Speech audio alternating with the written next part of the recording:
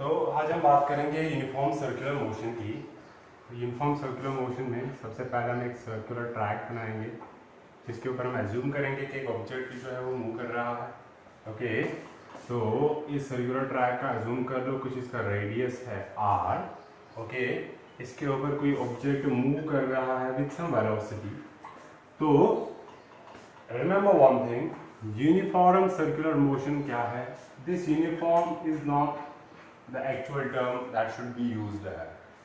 Uniform motion जब भी होगी, यूनिफॉर्म मोशन का मतलब है acceleration zero, velocity constant. But अगर आप देखोगे कि यहाँ पे एक ऑब्जेक्ट अगर मूव कर रहा है, सपोज कर लो यहाँ पे मूव कर रहा है इस डायरेक्शन में, जब यहाँ पहुंचेगा इसकी डायरेक्शन होगी इस डायरेक्शन, यहाँ पहुंचेगा इसकी डायरेक्शन होगी इधर। तो डिफरेंट पॉइंट्स पे इसकी डायरेक्शन जो है वो डिफरेंट होगी, मतलब वेलोसिटी की डायरेक्शन चेंज हो रही है। Now you know that velocity जो है ये एक वेक्टर क्वांटिटी है, इसका एक मैग्नीट्यूड होता है और इसकी एक डायरेक्शन होती है।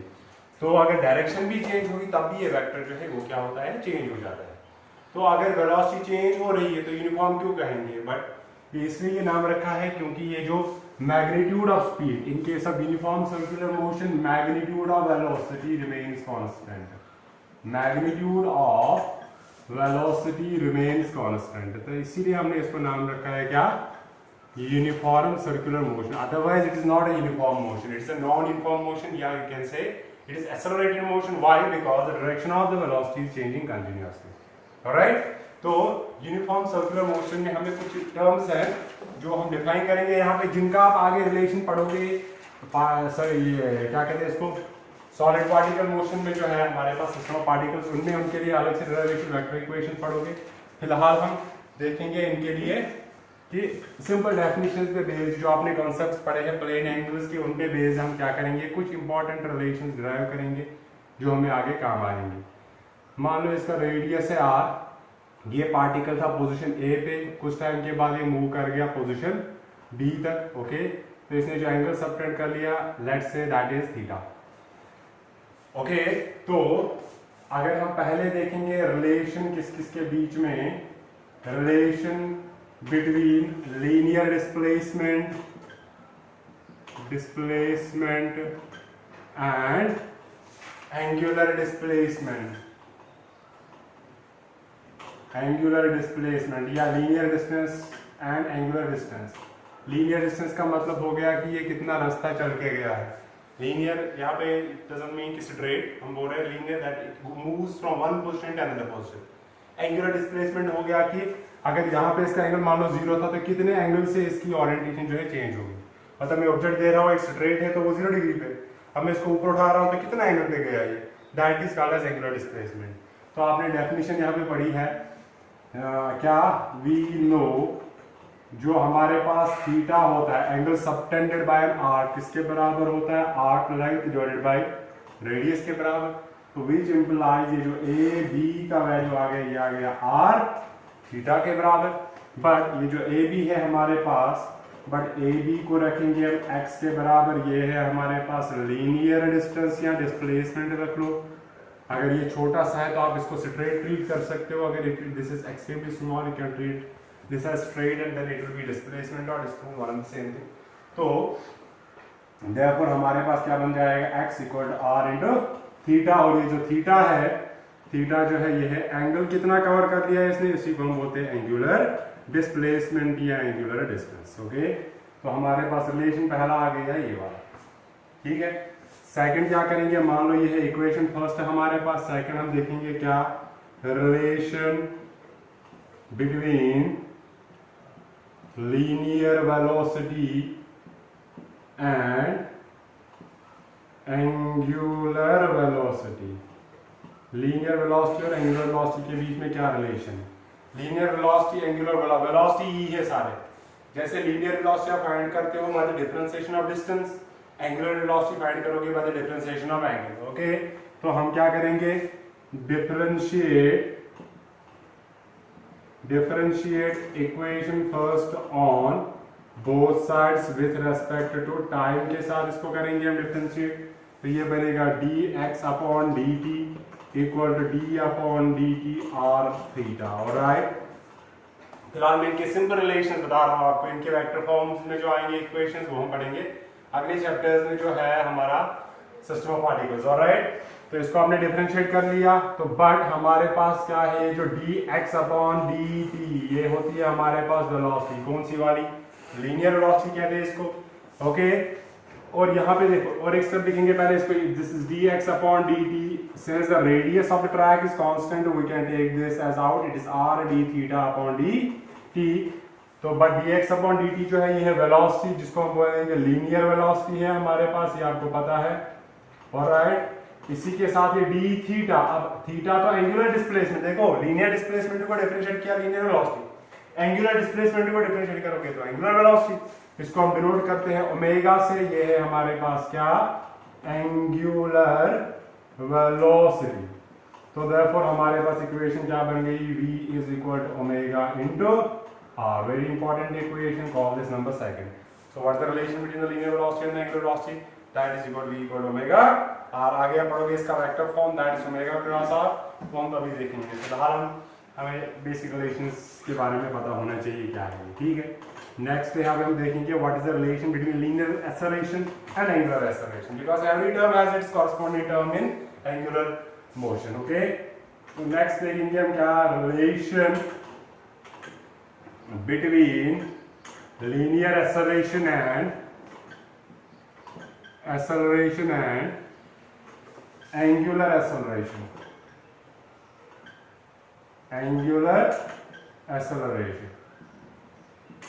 ओके, तो linear relation see we have, हमारे पास क्या है इक्वेशन फर्स्ट में v is equal to omega r। Simple बात है, क्या करेंगे इसको differentiate on both sides with respect to time. तो ये बनेगा dv upon dt equal to d upon dt of omega r। Easy, इस r को कांस्टेंट है, ये बाहर आएगा, फिर से dv अपॉन dt आएगा, r into d omega upon dt के बराबर। But differentiation of velocity with respect to time होता है एक्सेलरेशन, इसको हम बोलते हैं कौन सी वाली एक्सेलरेशन है, ये लीनियर एक्सेलरेशन। ओके, इसी तरह डी ओमेगा अपॉन dt जो है इसको हम डिनोट करेंगे अल्फा से। ये है हमारे पास क्या, एंगुलर एक्सेलरेशन। तो हमारे पास जो इक्वेशन बन गई तो क्या आएगा वो, उसका वैल्यू अगर हम देखेंगे यहाँ पे तो किसके बराबर बन जाएगा, that will be therefore v a जो है ये आ गया किसके बराबर, अल्फा इंटू r के बराबर। तो हमारे पास तीन रिलेशंस आ गई, एक है हमारे पास ये, दूसरी है v equal to omega into r, और तीसरी जो है वो कौन सी इक्वेशन थी हमारे पास, that is x equal to theta into r के बराबर। ये तो प्लेन एंगल से इसको डिफरेंशिएट कर करके हमने ये तीन रिलेशंस बना लिए, वेरी इजी।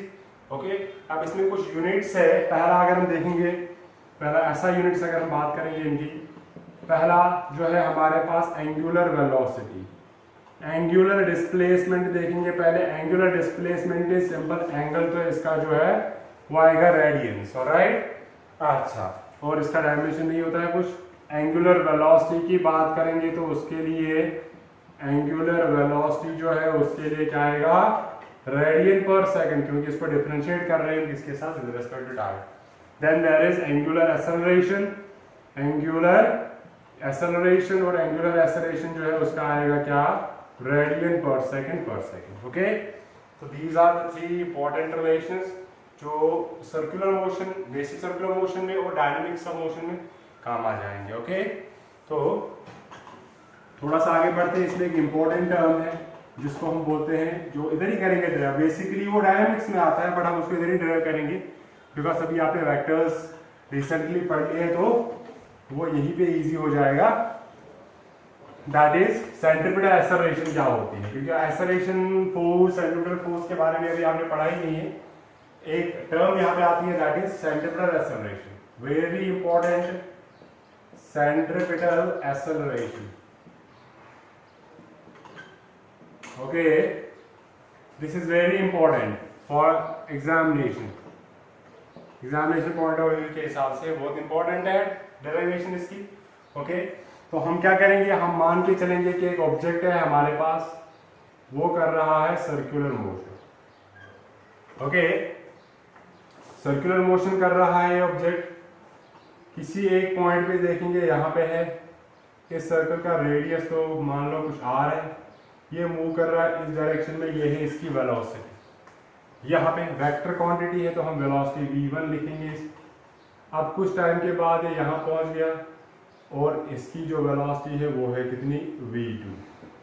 और ये जो एंगुलर डिस्प्लेसमेंट निकाला है इसने, ये कितना है, थीटा। ओके, ये मान लो पोजीशन, ये है सेंटर O, ये मान लो A, ये मान लो B।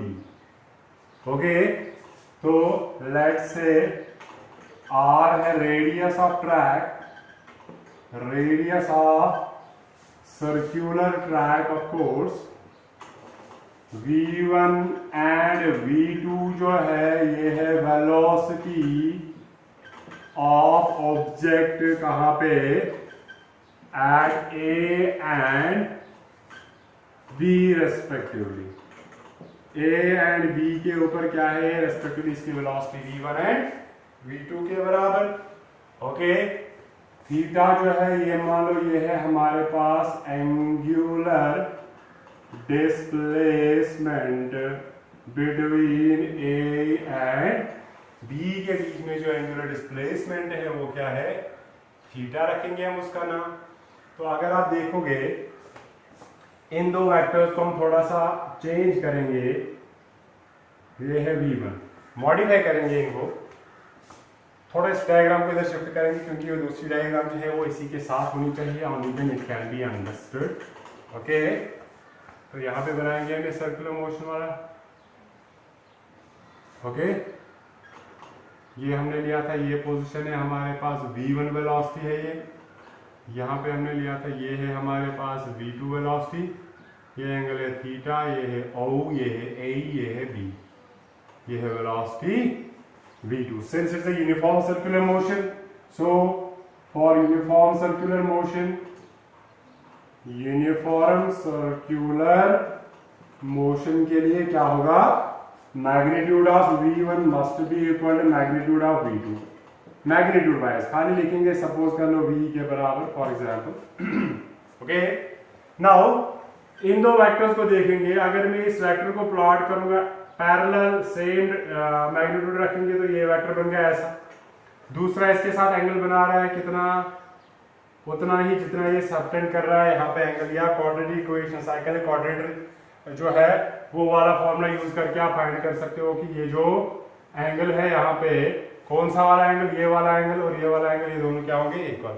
साइकिल छोड़ो, ये दोनों वेक्टर्स पैरेलल होंगे तो ये जो है तो वैसे भी आप फाइंड कर सकते हो। ओके, यहाँ अगर साइकिल क्वाड्रेटर है डिस्टेंस 80 1 + 80 तो ये बन जाएगा किसके बराबर, तो इनके बीच में भी एंगल कितना है, थीटा है। Alright, very easy to prove. अगर पता नहीं चल रहा है तो थोड़ा सा आइडिया मैं बताऊंगा ऐसे, ठीक है। ये देखो रेडियस 90 होता है, 90 होता है, 90 90 बन गया 180 आ गया, तो this angle plus this inner angle is 180, but ये जो है ये स्ट्रेट लाइन पे बन रहा है तो दिस प्लस दिस इज 180, तो अगर ये और ये भी 180, ये और ये भी 180 तो ये और ये क्या होंगे, इक्वल होंगे। तो ये है हमारे पास वेलोसिटी वेक्टर v1, ये है, इसको मिटाते हैं, ये है हमारे पास वेलोसिटी वेक्टर v2, और ये जो वेक्टर है अगर आप देखोगे ये हमेशा if we go from initial position A to position B, ये हमेशा डायरेक्टेड होगा towards the center, towards the, अब ये वेक्टर है क्या चीज वही देखेंगे। ओके, तो ये है, मान लो इस पॉइंट पर रखेंगे नाम O डैश रख लो थोड़ा सा डिफरेंशिएट करने के लिए, तो यूजिंग क्या, triangle law of vectors in triangle O dash AB, हमारे पास आएगा O dash A, इसकी एक सेंस ऑफ, दो वेक्टर्स ये और ये दोनों की सेम सेंस ऑफ डायरेक्शन है, और O dash B जो है उल्टे डायरेक्शन में, तो O dash A vector plus A B vector must be equal to किसके बराबर, O dash B वेक्टर।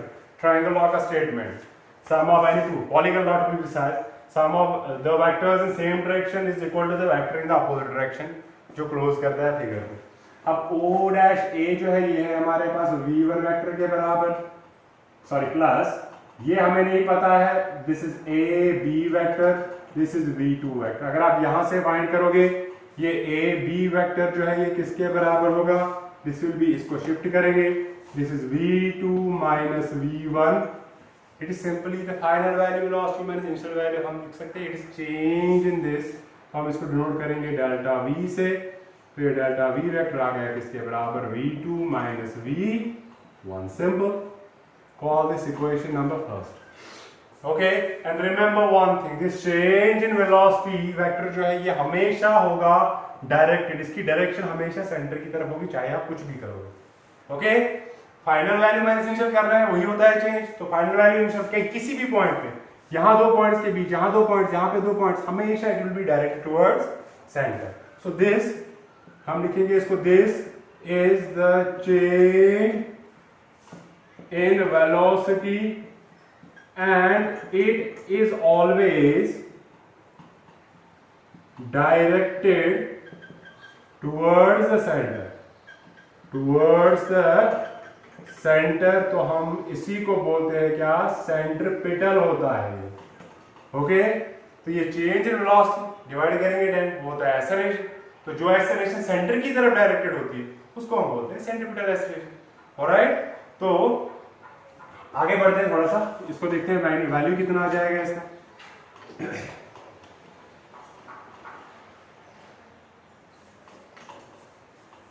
तो हमारे पास आ गया डेल्टा V का वैल्यू जो है ये आ गया V2 माइनस V1. अब अगर आप देखोगे हमारे पास रिजल्टेंट है डेल्टा V, हमें फाइंड करना है इसका value, that is subtraction of two vectors जिनके बीच में एंगल थीटा है. तो हम क्या करेंगे, using triangle law of vectors, triangle law या पैरेललोग्राम लॉ करेंगे यूज, क्योंकि अभी ये दोनों को इनिशियल वेक्टर्स है. Using parallelogram law of vector subtraction, vector subtraction in triangle O dash AB, इस ट्रायंगल में यूज करेंगे.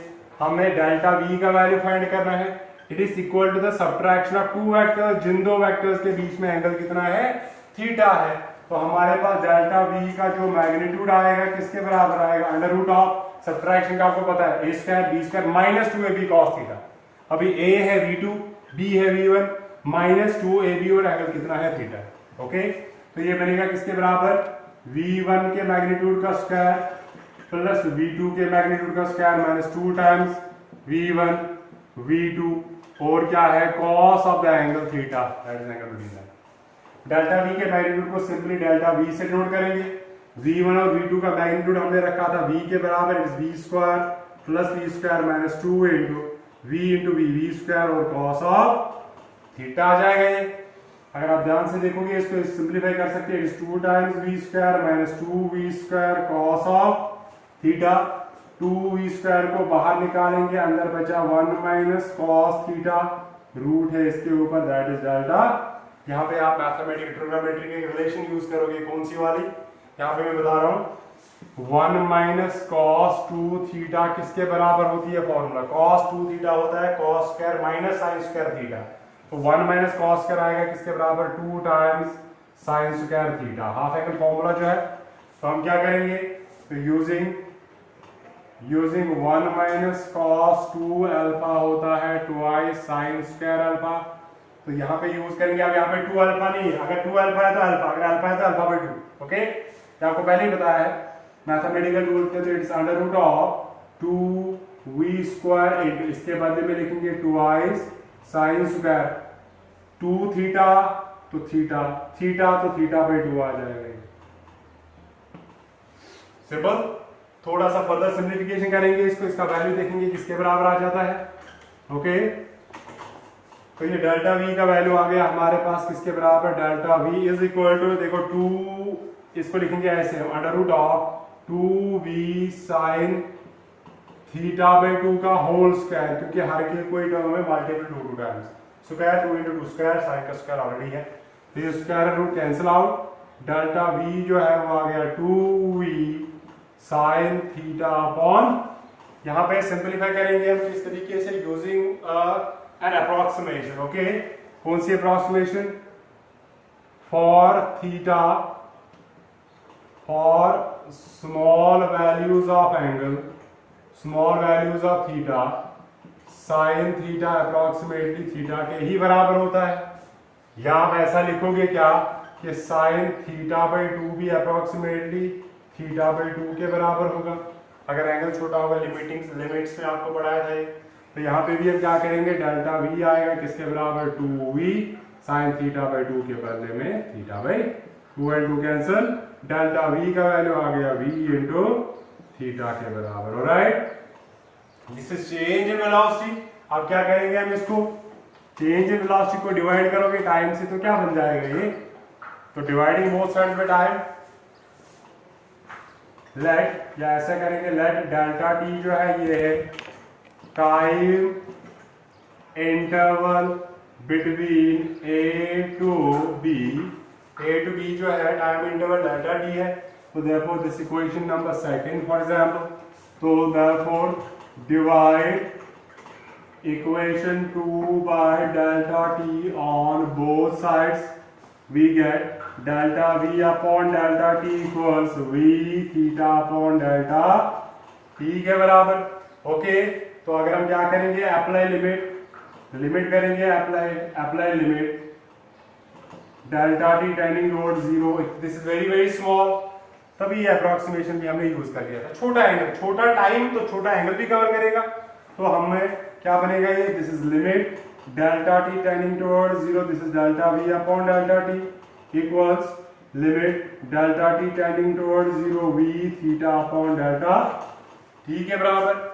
ओके, तो आगे क्या बन जाएगा ये, बस आगे इसका final expression delta v upon delta t बन जाएगा हमारे पास dv upon dt equal to velocity, देखो uniform velocity, uniform circular motion का मतलब होता है कि कांस्टेंट मैग्नीट्यूड कांस्टेंट है तो इसको साइड में रख लो, ठीक है।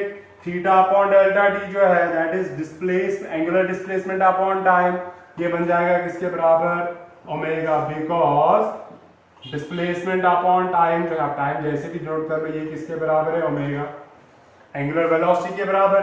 तो बट ये जो dv अपॉन dt जो है, बट dv अपॉन dt जो है ये है acceleration.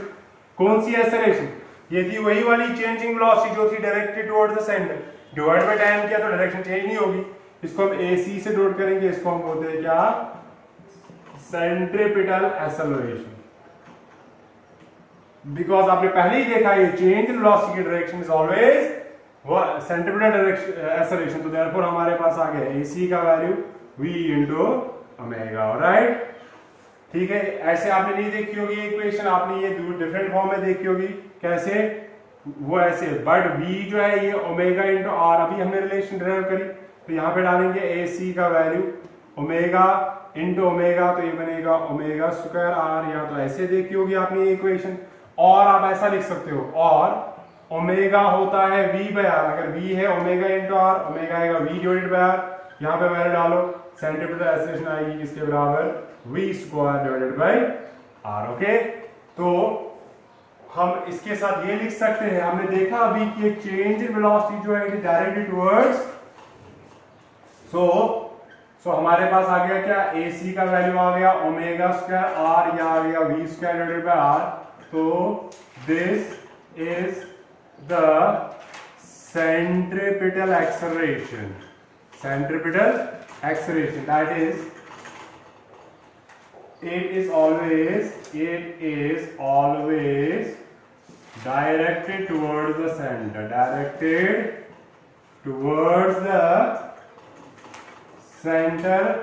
because delta v vector is always directed towards the center, is always directed towards the center। Okay, इसका ऐसा यूनिट जो है सेम है जो एक्सेलरेशन का है, ओके, डायमेंशन भी सेम है। इसी के साथ एक छोटा सा है कि अगर एक m जो है ये है मास ऑफ ऑब्जेक्ट, क्या है, मास ऑफ ऑब्जेक्ट, ये अब आगे भी पढ़ोगे डिटेल में, तो देयरफॉर फोर्स जो है वो होता है मास इनटू एक्सेलरेशन के बराबर। अगर सेंट्रीपिटल एक्सेलरेशन लगाई आपने तो उसको हम बोलते हैं सेंट्रीपिटल फोर्स। ओके, तो ये जो है ये है centripetal force, that is centre directed force. तो ये किसके बराबर आ गया, FC, m इंटू AC के बदले में ओमेगा स्क्वायर आर, यहाँ लिख लो m into v square divided bye, that is centripetal force जो है ये भी होता है क्या, डायरेक्टेड टुवर्ड्स द सेंटर, वो आपको उसको नाम से ही पता चल जाता है। ऑलराइट, तो that is centripetal acceleration, little bit long but very very important for examination point of view. तो फर्दर जो है इसमें डेवलप जो है वो हम क्या करेंगे नेक्स्ट लेक्चर में।